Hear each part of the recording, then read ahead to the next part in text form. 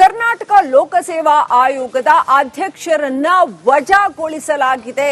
ಇತ್ತೀಚೆಗೆ ಅವರ ವಿರುದ್ಧ ಅವರ ಪುತ್ರಿಗೆ ಸಹಾಯ ಮಾಡಿದಂತಹ ಸ್ವಜನ ಪಕ್ಷಪಾತದ ಆರೋಪ ಕೇಳಿಬಂದಿತ್ತು. ಇದೀಗ ರಾಜ್ಯಪಾಲರು ಈ ಆದೇಶವನ್ನು ಹೊರಡಿಸಿದ್ದಾರೆ. ಕೆಪಿಎಸ್ಸಿ ಅಧ್ಯಕ್ಷ ಶಿವಶಂಕರಪ್ಪ ಎಸ್ ಸಾಹುಕಾರ್ ಇವರನ್ನ ವಜಾಗೊಳಿಸಿ ರಾಜ್ಯಪಾಲರು ಆದೇಶವನ್ನು ಹೊರಡಿಸಿದ್ದಾರೆ. ಅಮಾನತು ಆದೇಶ ಹೊರಡಿಸಿದ್ದಾರೆ ರಾಜ್ಯಪಾಲರು. ಸ್ವಜನ ಪಕ್ಷಪಾತದ ಆರೋಪ ಕೇಳಿಬಂದ ಹಿನ್ನೆಲೆ ಅಮಾನತು ಆದೇಶ ಹೊರಡಿಸಲಾಗಿದೆ.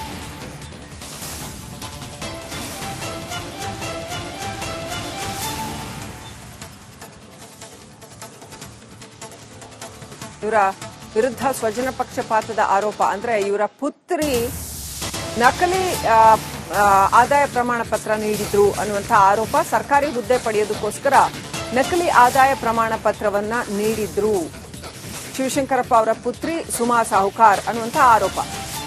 ಈ ಶಿವಶಂಕರಪ್ಪ ಅವರ ಪುತ್ರಿ ಸುಮಾ ವಿರುದ್ಧ ಎಫ್ಐಆರ್ ಕೂಡ ದಾಖಲಾಗಿತ್ತು. ವಿಧಾನಸೌಧ ಪೊಲೀಸ್ ಠಾಣೆಯಲ್ಲಿ ಸುಮಾ ವಿರುದ್ಧ ದೂರು ದಾಖಲಾಗಿ ಅನಂತರ ಎಫ್ಐಆರ್ ಆಗಿತ್ತು.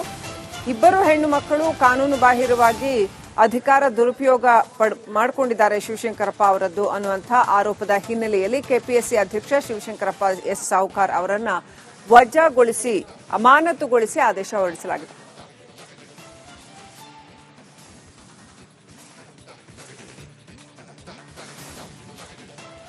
ರೈಟ್, ಇನ್ನಷ್ಟು ಅಪ್ಡೇಟ್ ಪಡ್ಕೊಳ್ಳೋಣ. ನಮ್ಮ ಪ್ರತಿನಿಧಿ ವೀರೇಶ್ ಕನೆಕ್ಟ್ ಆಗಿದ್ದಾರೆ. ವೀರೇಶ್, ಇದು ಸಸ್ಪೆನ್ಷನ್ ಅಥವಾ ಇದು ವಜಾಗೊಳಿಸಿರ್ತಕ್ಕಂಥದ್ದ? ಸೇವೆಯಿಂದನೇ ವಜಾಗೊಳಿಸಿದಾರಾ ಅಥವಾ ಇದು ಸಸ್ಪೆಂಡ್ ಮಾಡಿರೋದು?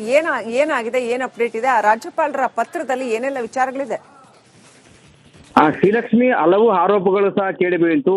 ಲೋಕಸೇವಾ ಆಯೋಗದ ಅಧ್ಯಕ್ಷ ಶಿವಶಂಕರಪ್ಪ ಸಾಹುಕಾರ್ ಮೇಲೆ ತಮ್ಮ ಪುತ್ರಿಯರಿಗೆ ಹುದ್ದೆಗಳನ್ನ ಕೊಡಿಸಬೇಕೆಂಬುದು ಸಹ ಒಂದ್ ಕಡೆ ಆರೋಪ ಸಹ ಕೇಳಿಬೀಳ್ತು. ಮತ್ತು ನಕಲಿ ಜಾತಿ ಪ್ರಮಾಣ ಪತ್ರವನ್ನ ಪಡೆದಿದ್ದಾರೆ ಎಂಬುದು ಸಹ ಆರೋಪ ಸಹ ಕೇಳಿಬೀಳ್ತು. ಯಾಕಂದ್ರೆ 40,000 ಆದಾಯ ಇದೆ ಎಂಬ ಕಾರಣಕ್ಕೆ ಅವರಿಗೆ ಜಾತಿ ಪ್ರಮಾಣ ಪತ್ರವನ್ನು ಪಡೆದುಕೊಂಡಿದ್ರು. ಬಟ್ 2002 ಪ್ರಕಾರ ಆ ಆಯೋಗದ ಅಧ್ಯಕ್ಷರು ಮಕ್ಕಳು ಹಿಂದುಳಿದ ವರ್ಗದ ಕೂಟದಲ್ಲಿ ಮೀಸಲಾತಿ ಪಡೆಯುವಂಗಿಲ್ಲ, ಅರ್ಹರಲ್ಲ. ಆದ್ರೂ ಇವರು ಆ ಮಿಸ್ಕಮ್ಯುನಿಕೇಶನ್ ಮಾಡಿ ನಕಲಿ ದಾಖಲೆಯನ್ನ ಸೃಷ್ಟಿಸಿ ಒಂದ್ ಕಡೆ ಆದಾಯ ಪ್ರಮಾಣ ಪತ್ರ ಪಡೆದು ಮತ್ತೊಂದ್ ಕಡೆ ಹುದ್ದೆಯನ್ನ ಗಿಟ್ಟಿಸಿಕೊಳ್ಳಲು ಮುಂದಾಗಿದ್ರು. ಮತ್ತೊಂದ್ ಕಡೆ ಕೆಲವು ಆ ಮಾಹಿತಿಯನ್ನ ಇವರು ಏನೋ ಸರಿಯಾಗಿ ಕೊಟ್ಟಿಲ್ಲ ಎಂಬ ಕಾರಣಕ್ಕೆ ಇದೀಗ ರಾಜ್ಯಪಾಲರು ಅವರನ್ನ ತಕ್ಷಣದಿಂದಲೇ ಅಮಾನತುಗೊಳಿಸಿದ್ದಾರೆ. ರಾಷ್ಟ್ರಪತಿಗೆ ಶಿಫಾರಸು ಮಾಡಿದ್ದಾರೆ. ರಾಷ್ಟ್ರಪತಿಗಳು ಆದೇಶ ಬರುವವರೆಗೂ ಇದೀಗ ಹಿರಿಯ ಸದಸ್ಯರೊಬ್ಬರು ಹಂಗಾಮಿ ಅಧ್ಯಕ್ಷರಾಗಿ ಆಯ್ಕೆ ಮಾಡಿಕೊಳ್ಳಬೇಕು, ಎಂಬುದು ರಾಜ್ಯಪಾಲರು ಸೂಚನೆ ನೀಡಿದ್ದಾರೆ. ಇದು ಶಿವಶಂಕರಪ್ಪರಿಗೆ ನುಂಗಲಾರದ ತುತ್ತಾಗಿತ್ತು. ಯಾಕಂದ್ರೆ ಒಂದ್ ಕಡೆ ಕೆಪಿಎಸ್ಸಿ ಪರೀಕ್ಷೆ ಸರಿಯಾಗಿ ನಡೆದಿಲ್ಲ, ಅಧ್ಯಕ್ಷರಲ್ಲಿ ನೇರ ಕಾರಣ ವಹಿಸಿದ್ದಾರೆ. ಒಂದ್ ಕಡೆ ಇಲ್ಲಿಗಲ್ ಆಗಿ ತಮಗೆ ಬೇಕಾದ ಮಕ್ಕಳನ್ನ ಪಾಸ್ ಮಾಡಿಸಿಕೊಳ್ತಿದ್ದಾರೆ, ದುಡ್ಡು ಕೊಟ್ರೆ ಎಲ್ಲವೂ ನಡೀತೆ ಎಂಬುದು ಒಂದ್ ಕಡೆ ವಿದ್ಯಾರ್ಥಿಗಳು ಅಭ್ಯರ್ಥಿಗಳು ಗಂಭೀರ ಆರೋಪ ಸಹ ಸುಮಾರು ದಿನಗಳಿಂದ ಕೇಳಿಬಂತು, ಹೋರಾಟ ಸಹ ಮಾಡಿದ್ರು. ಬಟ್ ಇದೀಗ ರಾಜ್ಯಪಾಲರು ಈಗ ದೂರು ಸಹ ಕೊಟ್ಟಿದ್ರು. ಇದೀಗ ರಾಜ್ಯಪಾಲರು ಎಚ್ಚೆತ್ತುಕೊಂಡು ಅವರನ್ನ ಈಗ ಅಮಾನತುಗೊಳಿಸಿದ್ದಾರೆ. ತಕ್ಷಣದಿಂದಲೇ ಅವ್ರಿಗೆ ಸಸ್ಪೆಂಡ್ ಆಗಿದ್ದಾರೆ. ಮುಂದಿನ ಆದೇಶವರೆಗೂ ಅವರಿಗೆ ತನಿಖೆಗೆ ಸಹಕರಿಸಬೇಕಾಗುತ್ತೆ. ಈಗ ಉನ್ನತ ಮಟ್ಟದ ತನಿಖೆಗೆ ರಾಜ್ಯಪಾಲರು ಆದೇಶ ನೀಡಿದ್ದಾರೆ. Srilakshmi, all right. ಇನ್ನು ಕೆಪಿಎಸ್ಸಿ ವಿರುದ್ಧ ನೀವು ಈಗಾಗಲೇ ಹೇಳಿದಾಗೆ ಸಾಕಷ್ಟು ಭ್ರಷ್ಟಾಚಾರದ ಆರೋಪ ಕೂಡ ಕೇಳಿ ಬಂದಿತ್ತು. ಈಗ ಇವರ ಪುತ್ರಿ ವಿರುದ್ಧ ಏನು ಎಫ್ಐಆರ್ ಆಗಿದೆ ಆ ವಿಚಾರ ಒಂದನ್ನ ಹೊರತುಪಡಿಸಿದ್ರೆ, ಆದ್ರೆ ಆ ವಿಚಾರದಲ್ಲೇ ರಾಜ್ಯಪಾಲರು ಈಗ ಅವರಿಗೆ ಸಸ್ಪೆನ್ಷನ್ ಆರ್ಡರ್ ಹೊರಡಿಸಿರುವಂತದ್ದು. ಇದರ ಹೊರತಾಗಿಯೂ ಕೂಡ ಇನ್ನೂ ಅನೇಕ ಆರೋಪಗಳಿದ್ದಾವೆ ಅಂತ ಹೇಳಲಾಗ್ತಾ ಇತ್ತು. ಆ ಬಗ್ಗೆ ಸ್ವಲ್ಪ ಬೆಳಕು ಚೆಲ್ಲೋದಾದ್ರೆ ವೀರೇಶ್.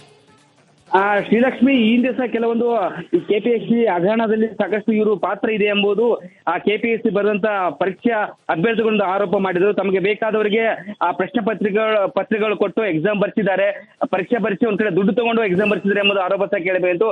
ಜೊತೆಗೆ ತಮ್ಮ ಪುತ್ರಿಯರಿಗೆ ಇದು ಅವಕಾಶ ಮಾಡಿಕೊಟ್ಟಿದ್ದಾರೆ. ಈ ಒಂದು ಕಾನೂನು ಬಾಹಿರವಾಗಿ ನಕಲಿ ದಾಖಲೆಗಳನ್ನ ಸೃಷ್ಟಿಸಿ ಒಂದ್ ಕಡೆ ಅವರಿಗೆ ಅನುಕೂಲ ಮಾಡಿಕೊಟ್ಟಿದ್ದಾರೆ ಎಂಬುದು ಆರೋಪ ಸಹ ಕೇಳಿ ಬಂತು. ಎಲ್ಲಾ ಆಯಾಮದಲ್ಲಿ ಇದೀಗ ರಾಜ್ಯಪಾಲರು ತನಿಖೆಗೆ ಆದೇಶ ನೀಡಿದ್ದಾರೆ.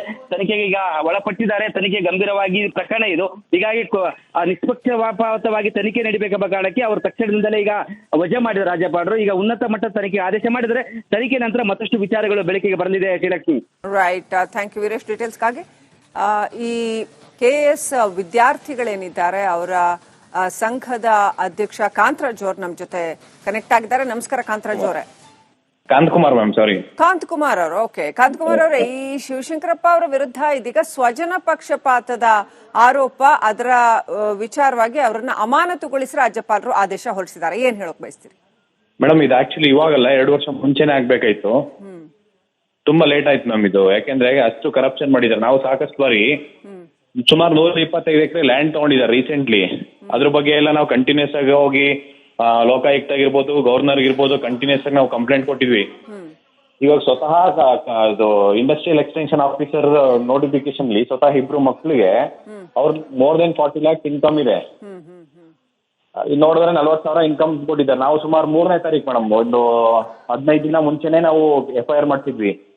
ಯಾರ ಮೇಲೆ ಅಂದ್ರೆ KPSC ಚೇರ್ಮನ್ ಮೇಲೆ ಮತ್ತೆ ಇನ್ನೂ ಇಬ್ರು ಮೆಂಬರ್ಸ್ ಮೇಲೆ ಮಾಡಿದ್ವಿ ಮೇಡಮ್. ಬೋಜ್ಜೆ ನಾಯ್ಕು ಮತ್ತೆ ಇನ್ನೊಂದು ಲೇಡಿ ಮೇಲೆ ಒಟ್ಟು ಟೋಟಲ್ ಇಬ್ರು ಮೆಂಬರ್ಸ್, 3 ಜನ ಕ್ಯಾಂಡಿಡೇಟ್ಸ್ ಮೇಲೆ FIR ಮಾಡಿದ್ವಿ ಮೇಡಮ್. ಈ KS ವಿಚಾರವಾಗೂ ಅಷ್ಟೇ, KS ನೋಟಿಫಿಕೇಶನ್ ಅಲ್ಲಿ ಎಕ್ಸಾಮ್ಸ್ ಇಂಟರ್ವ್ಯೂ ಅಲ್ಲಿ ಬರೀ 25 ಮಾರ್ಕ್ಸ್ಗೆ 1.5 ಕೋಟಿ ಟ್ರಾನ್ಸಾಕ್ಷನ್ ಆಗಿದೆ ಮೇಡಮ್. ಅವರು 1.5 ಕೋಟಿ ಬರೀ 25 ಮಾರ್ಕ್ಸ್ಗೆ ಮ್ಯಾಮ್. ಅವ್ರ ಮೇಲೆ ಆಕ್ಷನ್ ತಗೊಬೇಕು, ಇಬ್ರು ಮೆಂಬರ್ಸ್ ಮೇಲೆ ಆಕ್ಷನ್ ತಗೊಬೇಕು. ಇನ್ನು ಆ ಕ್ಯಾಂಡಿಡೇಟ್ಸ್ ಇದಾರಲ್ಲ ಅವ್ರ ಮೇಲೆ, ಅವ್ರಿಗೂ ಜೈಲಿಗೆ ಕಳ್ಸ್ಬೇಕು ಮೇಡಮ್. ಬರೀ ಅಮಾನತು ಮಾಡಿದ್ರೆ ಆಗಲ್ಲ ಇವ್ರಿಗೆ ಬರೀ ಅಮಾನತು ಮಾಡಿದ್ರೆ ತಿರ್ಗಾ ಮತ್ತೆ ವಾಪಸ್ ಇವರು ಸ್ವಲ್ಪ ಎಲ್ಲ ಒಂದ್ ಕಡೆ ದುಡ್ಡು ಕೊಟ್ಟು ತಿರ್ಗಾ ಮತ್ತೆ ವಾಪಸ್ ಬಂದ್ಬೇಕಾರೆ ಅದೇ ಚೇರ್ ಮೇಲೆ ಕುತ್ಕೊಳ್ಳೋಂತ ಅವಕಾಶ ಕೂಡ ಇದೆ ಮ್ಯಾಮ್ ಇದು. ಇಲ್ಲ ಇವ್ರಿಗೆ ಪಬ್ಲಿಕ್ ಆಗಿ ಹ್ಯಾಂಗ್ ಮಾಡ್ಬೇಕು ಇವ್ರಿಗೆ ಇಂಥವ್ರಿಗೆಲ್ಲ.